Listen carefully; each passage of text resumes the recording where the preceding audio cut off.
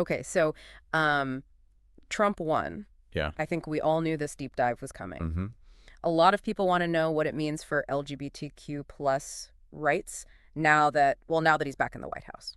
It's certainly a big question. Yeah, it is. And I mean, his campaign, Yeah. I mean, he really targeted the LGBTQ plus community, especially transgender people. Yeah, especially during the campaign. So how do we make sense of all this?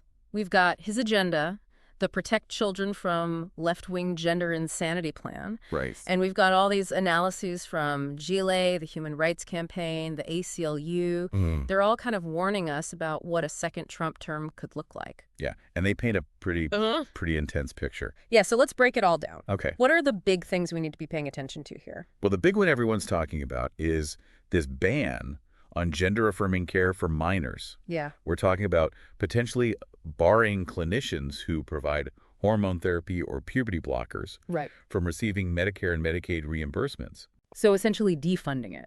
Yeah, essentially. And that's a huge deal, especially for transgender youth who rely on these treatments for their well-being. Okay, hold on for a sec. Sure. I think it's important to clarify something here. Yeah.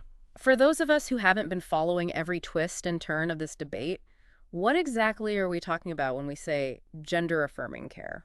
So it's a range of medical and mental health services Good. that support transgender individuals in aligning their physical bodies with their gender identity. I see. So, for example, for a transgender boy, that might include hormone therapy to help him develop masculine characteristics. So it's about helping people live authentically. Exactly. Okay, so taking that away, I mean, not just physically, but mentally, that could be incredibly damaging. Yeah. And it's not just about minors, right? No, you're absolutely right. This goes further as And deep. just kids, right? Yes. It proposes to restrict any government programs that support gender transition at any age. It's a significant expansion compared to previous efforts, which mainly focused on limiting access for young people. It's almost like they're saying, well, that transgender identities just shouldn't exist. That's the message a lot of LGBTQ plus advocates are taking away from this, and it's causing a lot of fear and anxiety in the community. And then on top of that, there's this whole push to control what's being taught in schools. Right.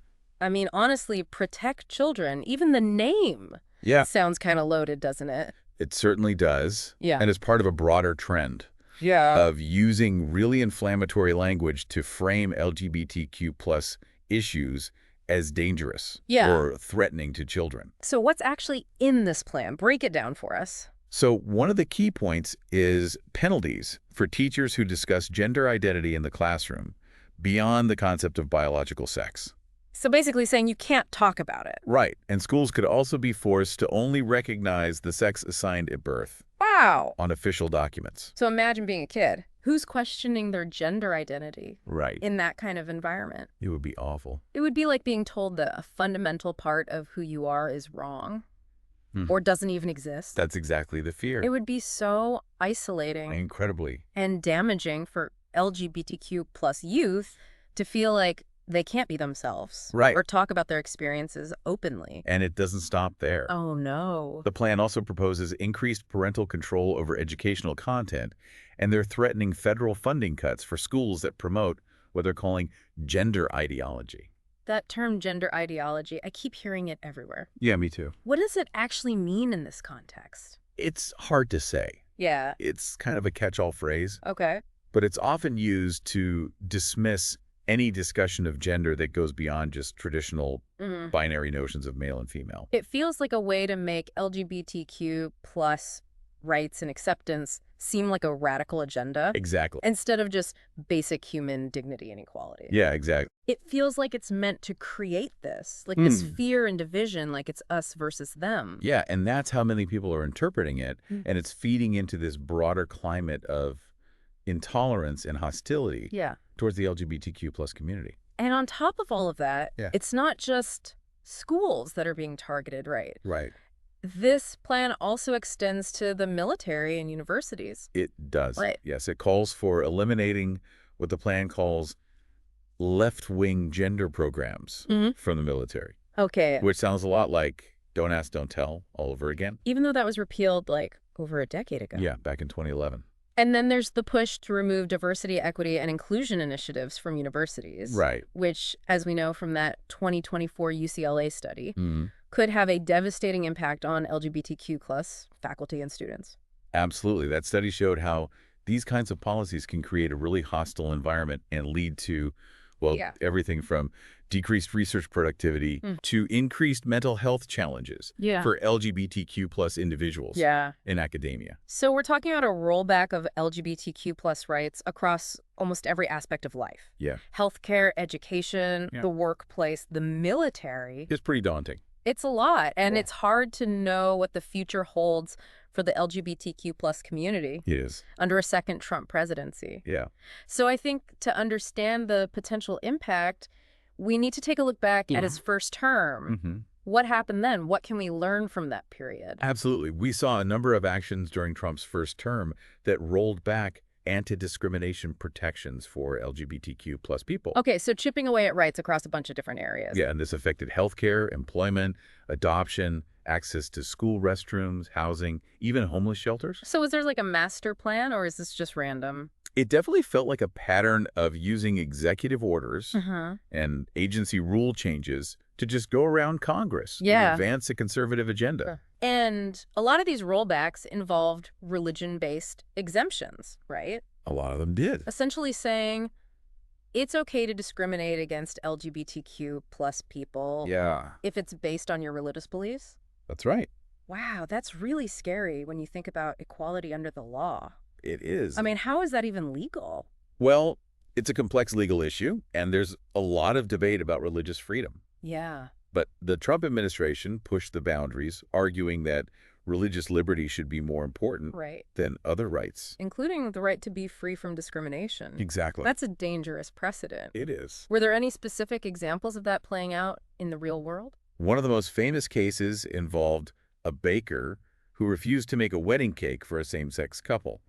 Because he said it violated his religious beliefs. Yeah, I remember that. The Supreme Court ended up siding with the baker. Wow. In that case. But the bigger legal questions around religious exemptions and LGBTQ plus rights are far from settled. Okay, so there's still a lot of uncertainty about how these issues will be decided in the future. There is. What other things from Trump's first term should we be paying attention to? Well, there was the transgender military ban. Yeah, which was eventually overturned by Biden. It was, but it's a reminder of how quickly things can change and how vulnerable LGBTQ plus rights are. And it wasn't just the military, right? We also saw the removal of LGBTQ plus content from federal websites, the vacancy of the U.S. Special Envoy for LGBTQ plus rights. Wow. The removal of LGBTQ plus references from U.S.-side policy drafts. So it was like a systematic effort to erase LGBTQ plus people from the government's agenda and undermine programs that support them. It sent a very clear message to the LGBTQ plus community. And what about the lasting impact of Trump's judicial appointments? Right. Nearly a third of U.S. court judges are Trump appointees. And they have lifetime tenure. They do. So Lambda Legal did this analysis, and they found that 40% of these judges had shown anti-LGBTQ plus bias in their past rulings. That's right.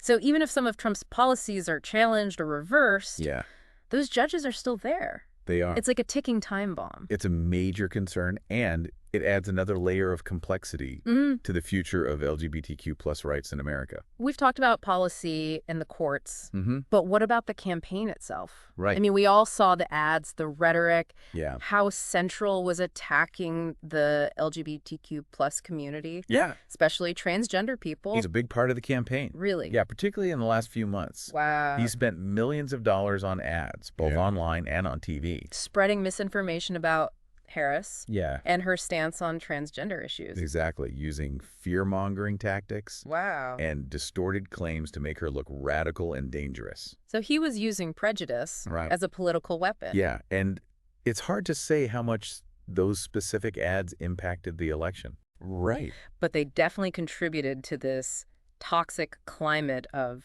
fear and misinformation around transgender issues.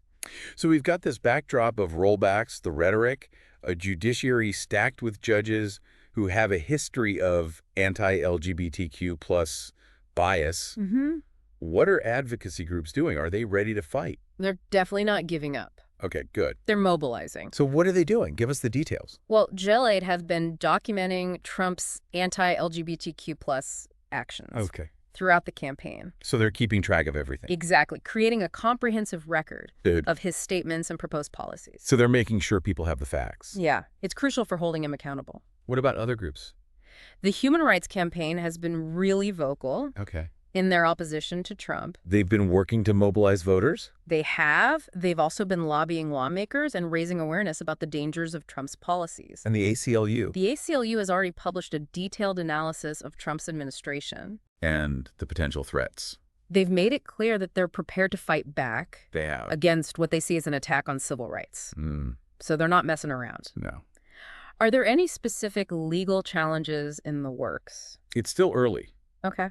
But the ACLU is looking into potential legal challenges to a number of Trump's proposed policies. Like which ones? Like the ban on gender-affirming care for minors and the restrictions on transgender athletes in women's sports.